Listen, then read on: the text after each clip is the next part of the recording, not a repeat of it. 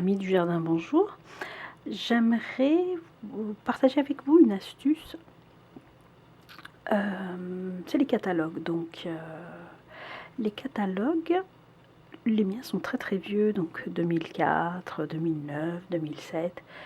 En fait, me servent de référence. Voyez-vous, euh, vous les commandez gratuitement à travers Internet. Vous cliquez Google semences, plantes, catalogue, et vous trouvez des entreprises qui vont se faire un plaisir de vous les faire parvenir chez vous gratuitement. Certains sont payants, mais c'est quand même une somme assez dérisoire pour l'intérêt que ça apporte.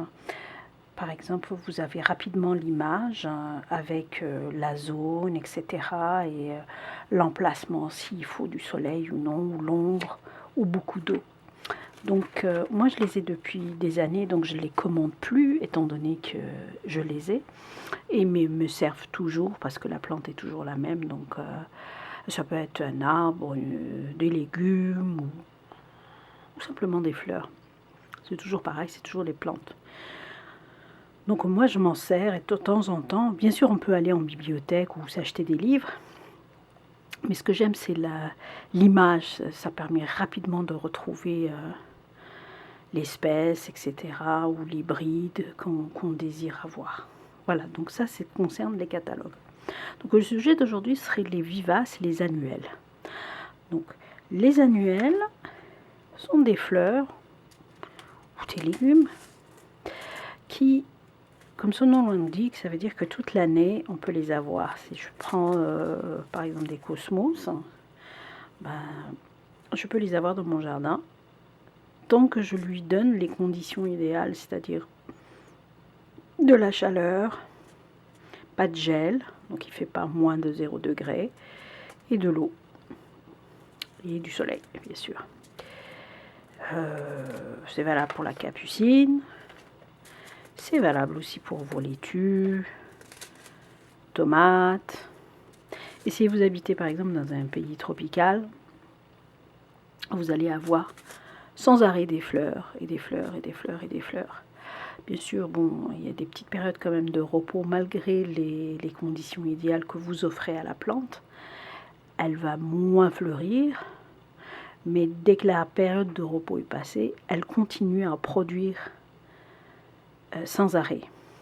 Et vous lui procurez tellement les conditions idéales qu'il y a certains pays, par exemple, comme le Congo, qui est en zone, je crois, 11. Ça veut dire que ça descend jamais en dessous d'une dizaine de degrés, voire 4, minimum. Ce pays-là est capable d'offrir à sa population 3 récoltes dans l'année. 3 récoltes, ce qui est énorme, il y en a pour tout le monde. Et normalement, dans ce pays-là, on ne devrait pas avoir faim. La plupart des pays dans lesquels on vit, on a des saisons, donc une période de repos qui est l'hiver pour la plante, gel, dégel, etc. Donc, ces plantes-là, donc les vivaces, elles sont adaptées au froid. Elles sont obligées d'attendre que l'hiver passe pour pouvoir, par exemple, je prends celle-ci, c'est une hosta. C'est valable encore pour les arbres ou les légumes ou simplement des fleurs, hein. C'est toujours la même chose. Donc si je prends cette hosta,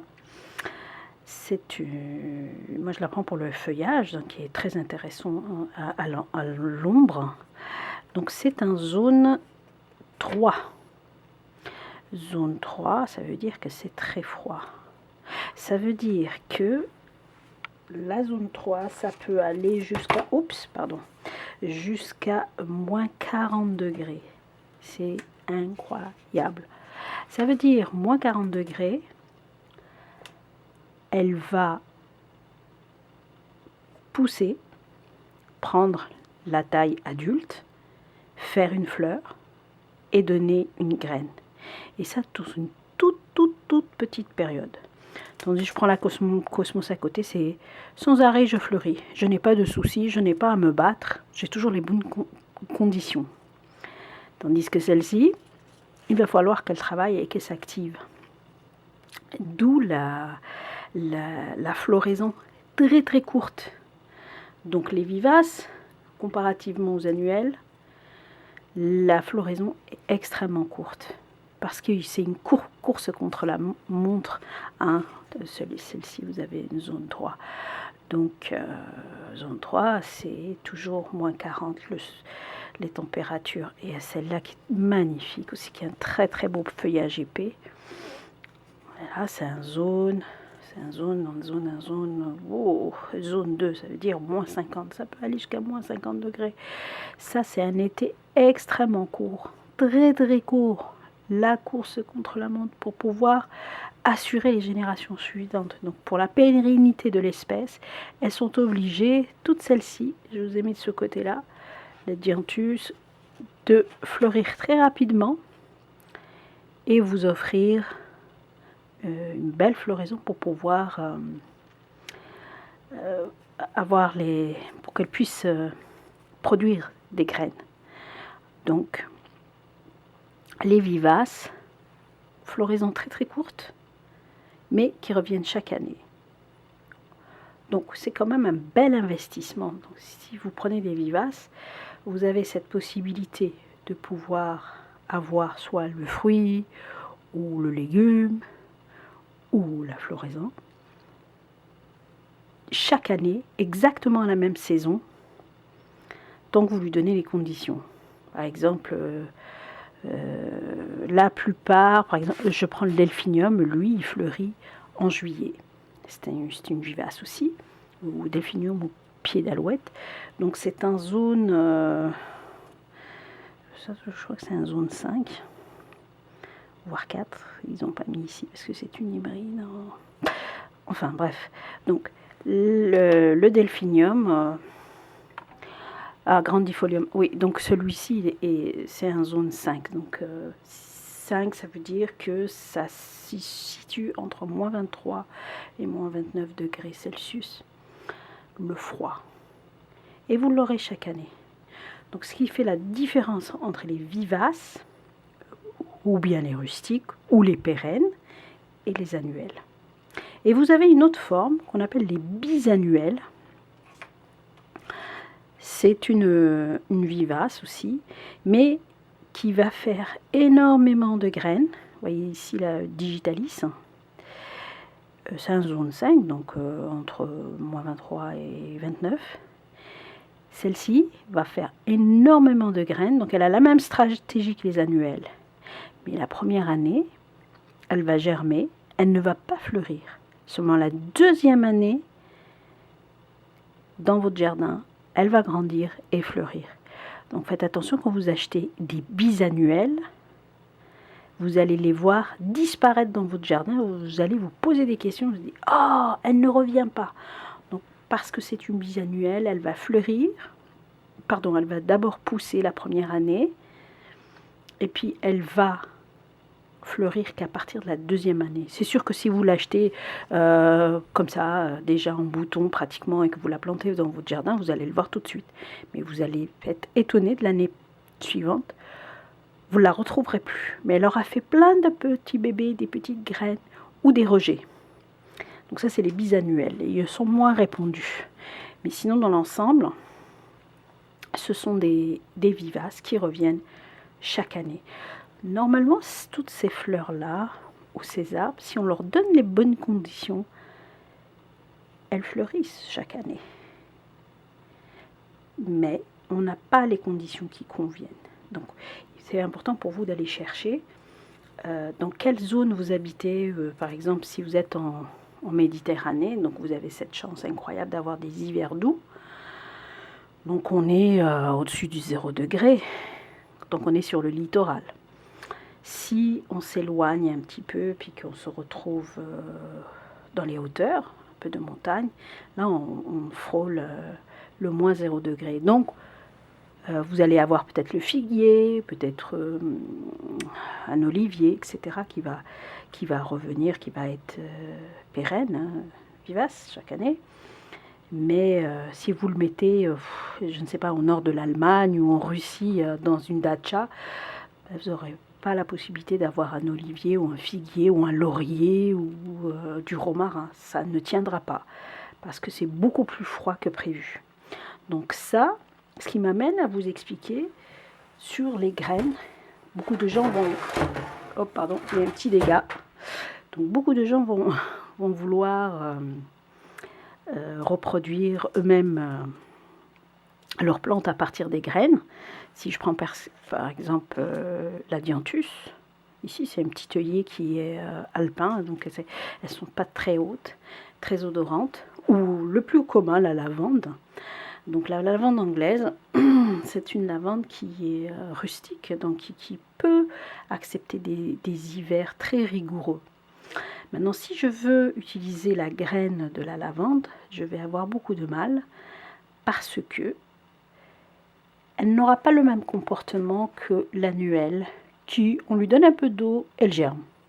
Un pois chiche, un haricot, une graine de tomate, une graine de cosmos, ça cause aucun problème. Mais les vivaces, c'est très particulier, la germination, parce que, comme il fait très froid, et qu'on arrive au printemps, qu'il y a des coups de chaud ou de froid, la graine, elle a l'idée qu'elle ne va pas germer tout de suite dès qu'il fait chaud, parce qu'il peut y avoir un coup de froid, puis la germination, tout est raté, elle peut geler. Donc ces plantes-là, ils ont tellement peur du gel quand elles ont pour la germination, qu'il leur faut des périodes de ce qu'on appelle d'endormance. Donc je reviens à ma lavande, je prends ma graine, et là, après la graine, je la mets au frigo. Mais donc qu'elle soit dans le frigo comme ça, ma graine, elle attend le moment propice. Si je la mets dans le réfrigérateur, je vais lui faire croire que c'est l'hiver. Donc, si au bout de 2 jours je retire la graine, donc je retire la graine, elle ne va pas germer. Simplement que pour pouvoir germer, il faut que ça s'ouvre. Pour s'ouvrir, il y a comme une horloge à l'intérieur de la graine, tic-tac, tic-tac, tic-tac, qui dit ça y est, l'hiver est passé. Donc il nous faut 15 à 30 jours de réfrigérateur pour que la graine puisse s'ouvrir et germe. C'est une acide aminée qui est à l'intérieur qui donne l'ordre à la graine de s'ouvrir. Cet acide aminé, c'est comme un réveil matin qui permet à la graine de s'ouvrir et de germer. C'est pour ça que pendant longtemps, moi, j'ai essayé de faire germer certaines vivaces et j'y arrivais jamais. Parce qu'il faut ce temps. Alors faites très attention, on ne met pas la graine dans le congélateur parce que dans le congélateur, ça éclate. La graine, elle éclate pour la simple raison que même si elles supportent de basses températures, ces graines-là, ça vient graduellement. Dans la nature, du jour au lendemain, vous avez pas, on ne passe pas de 20 degrés à moins 30, c'est impossible. Ça y va graduellement. Donc elle a le temps aussi, la graine, de s'adapter aux basses températures.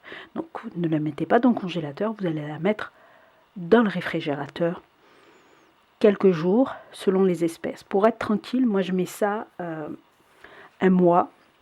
En tout cas pour la lavande, elle exige un mois. Si c'est un delphinium, comme celui-ci, ou des dianthus, c'est quand même deux semaines suffisent largement. Donc voilà ce qu'il en est pour les vivaces et la germination des vivaces. Pour l'exemple de la lavande, c'était juste un exemple. On peut passer aussi par le bouturage, mais certaines exigent. Il est plus facile soit de les diviser, mais certaines, on peut passer par les graines, surtout si vous échangez entre jardiniers. Donc c'est intéressant de connaître la germination des vivaces.